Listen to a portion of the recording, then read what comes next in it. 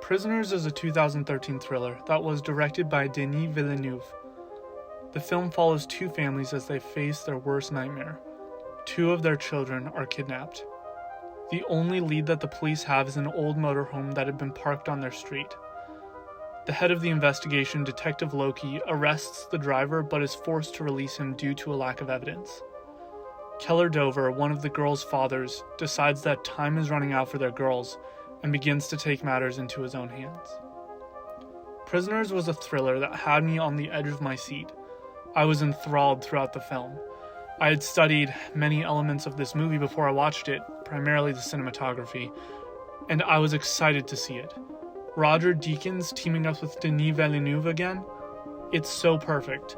I'm a huge fan of Blade Runner 2049, so I was very excited for this film as well. However, as I watched, I couldn't get the nagging feeling out of my head that something wasn't right. Something that the writer and the director failed to take into account in this story. And when the movie was finished, I had an empty sense of failure. I didn't feel like the movie had succeeded in what it was trying to do. First, though, I want to talk about what I think really works in this film, and that is the cinematography and Jake Gyllenhaal. As always, Roger Deakins shot a masterpiece. Deakins does an excellent job of shooting a consistent yet simple film that looks amazing and only serves to enhance the story that Villeneuve is trying to tell. Deakins composes some truly beautiful shots in this film, and I dare say that this is one of his most subtle films that he has shot. Deakins is well known for many of his breathtaking and awe-inspiring shots, but it almost feels like he tried not to be noticed for this film, and instead focused on changing up his style. Deakins' shots take on a gritty and dark quality to themselves in this film, and it feels like Deakins could have shot this with a minimal amount of lights and equipment. He used simple lighting that feels natural yet serves to enhance the story that is being told. It was exactly what this film needed. Cinematography should enhance the story, not distract from it, and I think that Prisoners is a perfect example of how well that can be handled. Jake Gyllenhaal was my other favorite element of this film. Jake has a long and brilliant history in the world of cinema, and he is well known for his polarizing and intense performances, and Prisoners is no exception. Detective Loki is a character who has serious problems, but ultimately wants to do the right thing. Gyllenhaal does a fantastic job of giving this character life, and really showing the pain and struggle he is going through. Jack's Movie Reviews actually does a fantastic video on this that I'm going to link up above. He goes much more in depth on Detective Loki, which is not something I'm going to focus on in this video. In Sid Field's book, Screenplay: The Foundations of Screenwriting, he talks about 4 essential qualities that go into making a good character: dramatic need, point of view, attitude, and change or transformation. If we closely examine each of these in regard to Keller, we see that Keller's character has 3 of these elements but is missing one of them. Keller's dramatic need is to find his daughter. That is the essential thing that is driving him during this film. Keller has a specific attitude. He believes that the police will not find his daughter in time, and so his attitude is that he needs to take the initiative. Keller also has a distinct change or transformation during this film. It's clearly expressed by what Holly Jones says to him. Makes people lose their faith. Turns them into demons like you. However, while Keller has these 3 traits, he is missing a point of view. Field describes this aspect as the way a person sees or views the world. Point of view, more specifically, is the thoughts, feelings, emotions, and memories that are reflected outside and make up our worldview. Here's the thing though, this point of view is acquired through personal experience, and if the audience doesn't have a chance to see a character's personal experience, they don't see the character's point of view.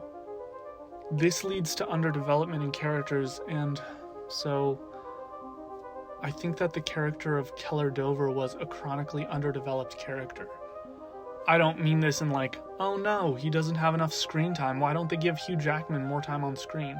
I would have believed him so much more if he was developed more. No. What I'm talking about is his lack of character development, which led to his motivations and his eventual fall to feel unrealistic and unmotivated. Let me explain. Before you allow a character to fall from the pedestal that they are on, you need to establish the fact that they were on said pedestal to begin with. I think the easiest example of this is in The Joker. Arthur starts off the movie just trying to make his way through life, and we're shown that no matter what he does, he is stopped at every turn. This really allows the audience to empathize with him and understand why his turn to evil makes sense. We've seen where he comes from, and when we see where he goes, we understand. This isn't the case when it comes to Keller Dover. Yes, he chooses a dark path, and he does the unthinkable to save his child, but we as the audience do not get to see who Keller was before his turn. As the protagonist, the audience needs to root for him in order to stay engaged throughout the film, and for that we need to know who Keller is. But we don't get to know who Keller is.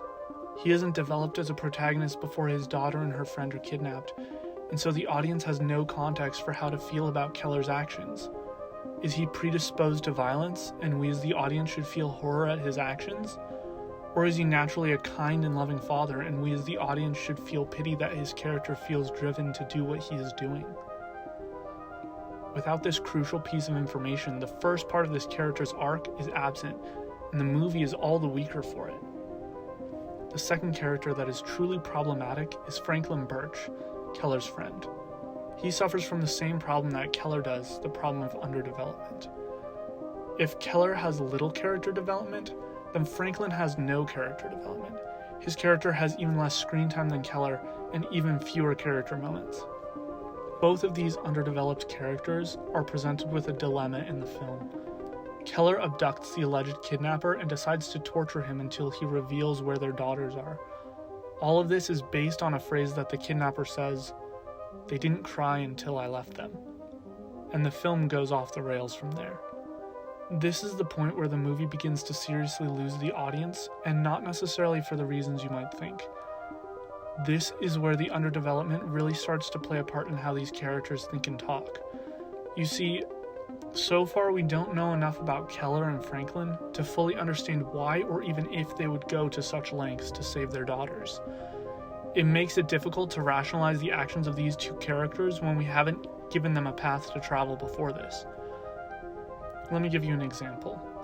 What if in Captain America: The First Avenger, we were introduced to Steve Rogers after he had already obtained the serum? What if we never saw pre-serum Steve Rogers? Well, we would see Hydra attack Dr. Erskine, and then we would see Captain America kicking some Hydra ass, but we would never understand why he was motivated to do all of these things, and that he has a goal to protect others from bullying, because he himself was bullied before he obtained the serum. This is what I think Prisoners was missing. A reason for our protagonists, I refuse to call them heroes, to be going to the lengths that they were going to. What if the wives had had a simple conversation about how obstinate Keller can be sometimes, that he's been reckless in the past and made decisions based on emotions and not logic? What if during the conversation that he has with his son, Keller tells his son that he will do whatever it takes, emphasis on whatever, to keep his family safe? Even just a simple line of dialogue would have made this entire movie land harder for me. There have been some exceptionally tough movies that I've sat through.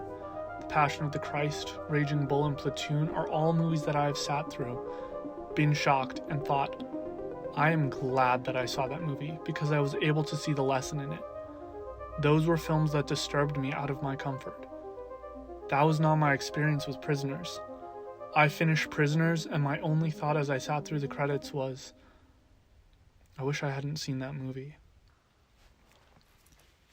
Thanks for watching, guys. This channel has blown up in the last several months, and I am excited to be starting all of this new content for you. My goal for 2021 is to hit 10,000 subscribers on my channel by the end of the year. So if you aren't yet subscribed, please hit that subscribe button and turn on all notifications.